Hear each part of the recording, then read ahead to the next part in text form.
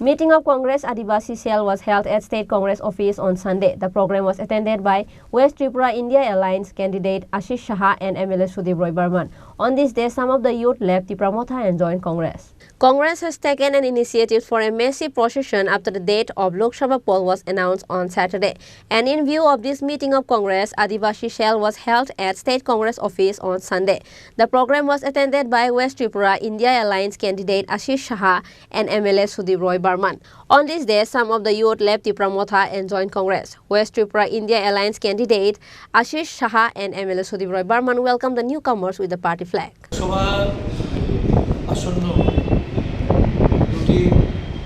নির্বাচন ক্ষেত্রে নির্বাচনকে সামনে রেখে আদিবাসী কংগ্রেসের সমস্ত রাজ্য নেতৃবৃন্দদের ডাকে আজকে প্রদেশ কংগ্রেস অফিসে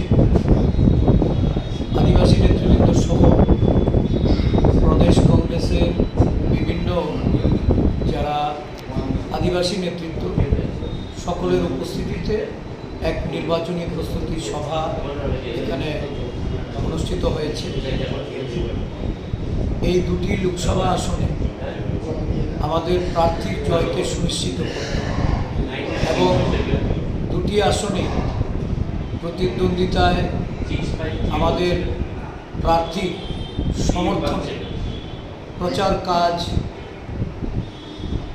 তার পরিকল্পনা আজকে গৃহীত হয়েছে। আপনারা জানেন যে আদিবাসী নেতৃত্বের মধ্যে একটা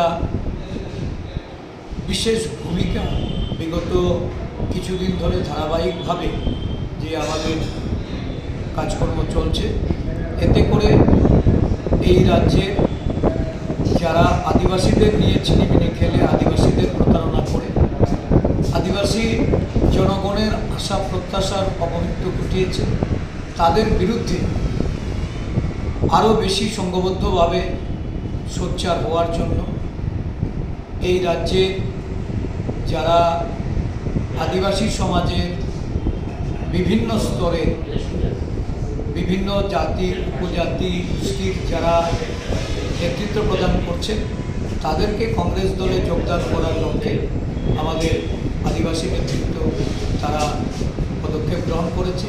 আজকে কাঞ্চনপুর, মাতারবাড়ি এবং আমাদের এই মান্দাই,